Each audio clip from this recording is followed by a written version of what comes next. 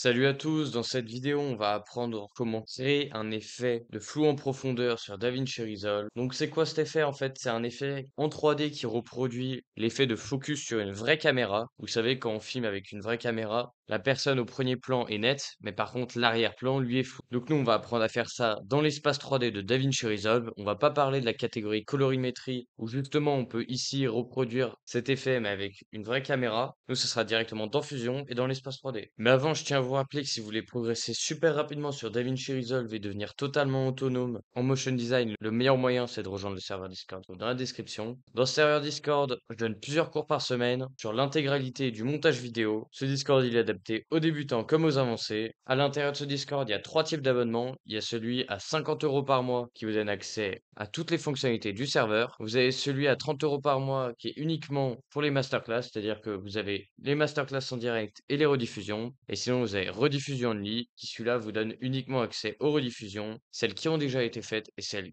qui seront faites dans le futur. Mais si vous n'êtes pas intéressé par un abonnement, vous pouvez aussi retrouver sur ma page Ko-fi, qui elle aussi se trouve en description, les rediffusions de quelques masterclass déjà faites. Ce qui est bien, c'est qu'une fois que vous cliquez dessus, vous avez le prix qui est affiché, qui est généralement pas cher, et vous pouvez aussi voir en dessous une prévisualisation de ce que vous allez apprendre. Donc vous voyez là, cette animation par exemple. Donc si vous êtes intéressé, tous les liens sont en description. Et sinon, on commence tout de suite. Alors déjà, comme d'habitude, on va venir se rendre dans Fusion. Donc on va venir prendre une composition Fusion, se rendre dans Fusion. Et maintenant, on va donc devoir aller dans l'espace 3D. Donc pour ça, on va venir prendre nos deux images. Donc là, vous pouvez prendre n'importe quoi. On est obligé d'avoir deux images. Pourquoi? Bah pour créer un premier plan et un arrière-plan. Une fois que c'est fait, on peut venir chercher ici une image pleine. Pareil ici, une image pleine. Là, on peut venir les connecter. Important, on va devoir venir ajouter une caméra, sinon ce sera pas possible. Et enfin, on va venir ajouter un render 3D. Maintenant, on va mettre ça dans le viewer. On va mettre la merge 3D dans l'autre viewer. Et ici, on va venir reculer nos éléments. Voilà. Donc ça, on va venir le mettre en arrière-plan,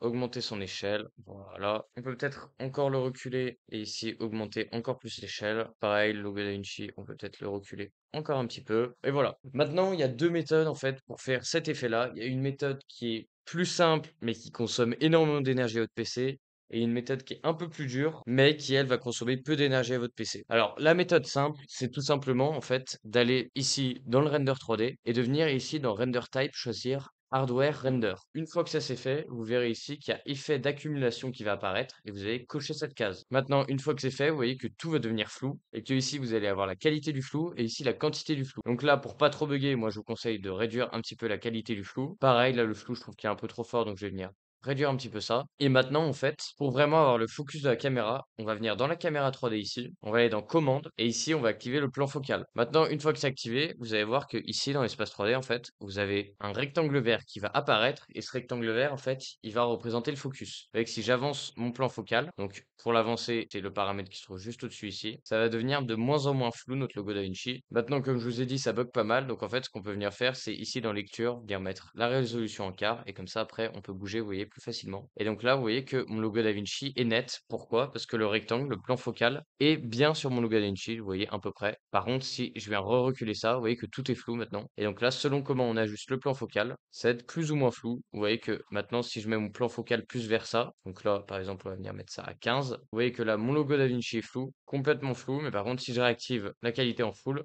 l'arrière-plan, cette fois, lui, n'est pas flouté. Donc ça, c'est la méthode, on va dire, la plus simple. Mais comme vous voyez, elle consomme énormément d'énergie à votre PC. Bien sûr, vous pouvez toujours réduire la qualité ici et augmenter la quantité de flou ou la baisser selon ce que vous voulez. Mais bref, vous avez compris. Maintenant, on va venir supprimer ça et on va refaire un petit peu les mêmes étapes. Donc on va venir prendre nos deux images, venir prendre l'image pleine juste ici, connecter là, prendre une caméra, prendre un render, connecter ça là, mettre le media out dans le viewer, mettre la merge 3D dans le viewer. Ici, on va venir reculer ça à peu près ici, augmenter l'échelle. Pareil, notre logo DaVinci, on va venir le reculer. Là, je vais par contre baisser l'échelle. Et maintenant, encore une fois, on va se rendre dans le render 3D, sauf que cette fois, en fait, on va aller dans le canot de sortie et on va activer Z. Donc Z, c'est quoi? Vous savez, quand on va dans les déplacements 3D ici, on a X, Y, Z, et donc Z, en fait, c'est la profondeur. Vous voyez, quand j'augmente Z ici avec ma caméra, on a la profondeur. Et d'ailleurs, quand on est dans l'espace 2D, on n'a jamais cette option-là, on n'a que l'option X et Y, c'est normal, on est en 2D. Donc là, on active cette option-là là, donc Z. Et ensuite, à la suite,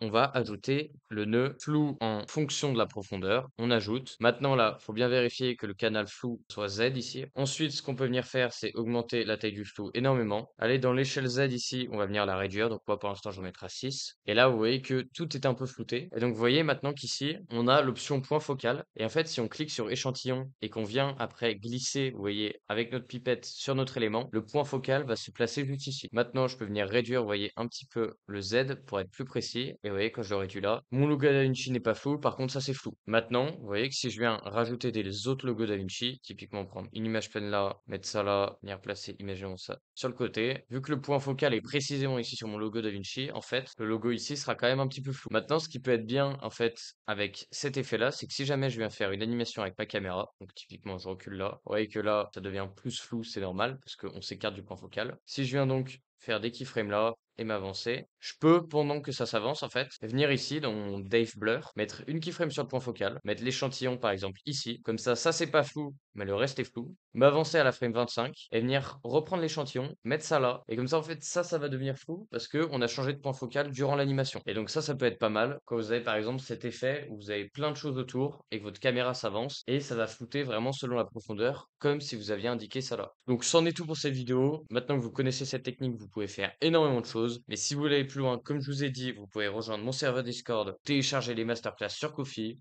Et donc si vous avez aimé cette vidéo, n'hésitez pas à liker, vous abonner. À bientôt!